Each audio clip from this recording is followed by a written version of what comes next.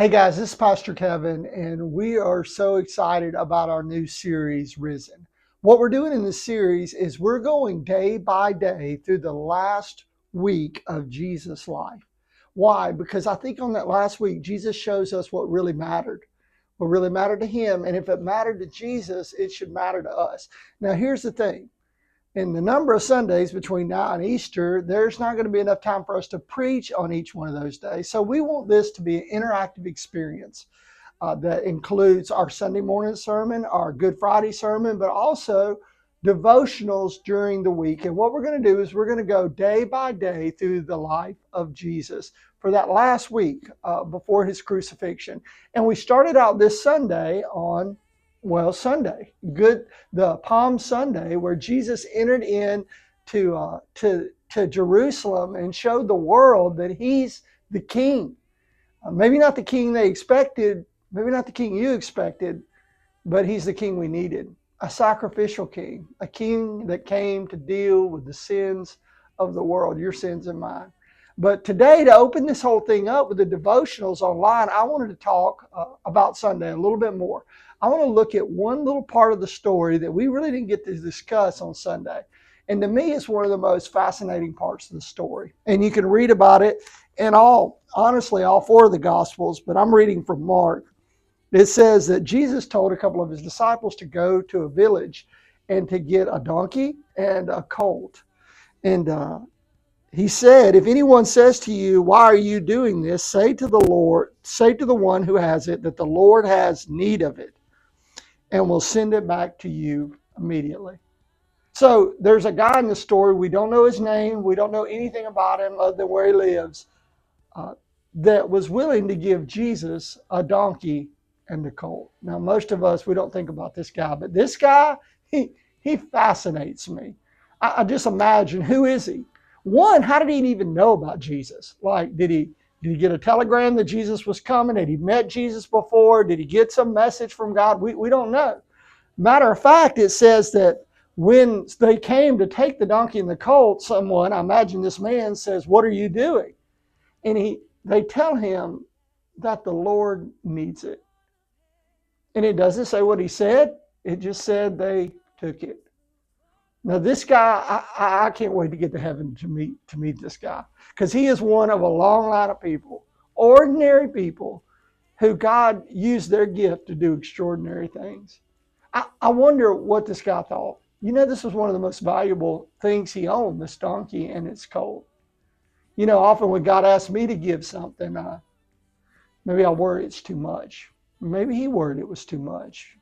A lot of times I ask myself, when God asks me to give or to do something, God, is that really God talking? And I wonder if he thought, is this really Jesus? Is this really Jesus calling for this donkey? But he gave. He gave what he had. And I wonder if he knew that what he gave was going to be in all four of the Gospels. That what he gave was fulfilling prophecies that had been made hundreds of years before. That what he gave was part of telling the whole world that Jesus is the King. You know, the truth is that God has called us to give. Ordinary people to give, to do extraordinary things. And we're part of a long line. Think of the life of Jesus. There's some guy who the disciples ask, can Jesus stand on your boat? And Jesus stands on the boat and preaches one of the greatest sermons the world ever heard. There's a kid who had lunch, and somebody asked, can I have your lunch? Can Jesus have your lunch? And he says yes, and Jesus feeds thousands of people. There's Mary, who gives Jesus the most valuable thing she owns, oils and perfume, because she knew Jesus was worth so much more, even than the most valuable thing she ever owned. And there was a guy named Simon. After Jesus had been tortured and he'd been beaten, that the Romans told him to pick up Jesus' cross. Now, I don't know how much choice Simon had in it, but I can tell you this much. He never regretted picking up that cross and being part of the story of Jesus. And let me tell you, if you will give to let the world know that Jesus is King, you will never regret it.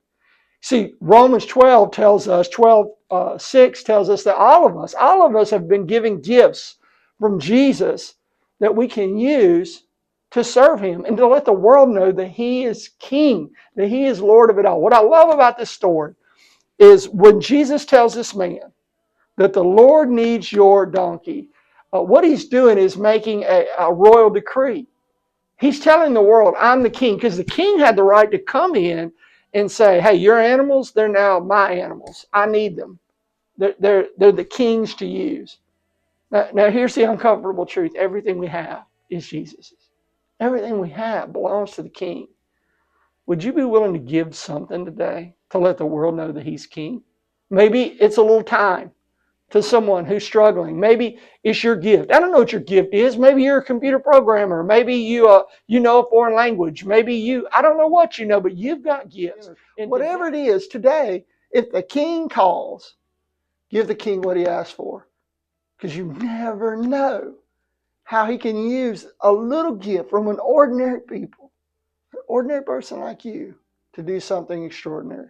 Now, here's what I want to challenge you to do. Be part of this series. Come on Sundays. Watch online. Also, I'm about to put up a great book that was a real inspiration for this devotional. You'll see a link to it down below. Also, there's another book, this book right here. It's a real inspiration for this sermon series. If you want to get a book, get one of these two books. We're also putting a link to a devotional that you can do to go along with our series. We're going to dig deeper into the last week of Jesus' life to find out why it matters and why it should matter to us.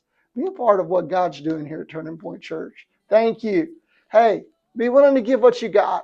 You never know what God can do. We were made to bring you glory.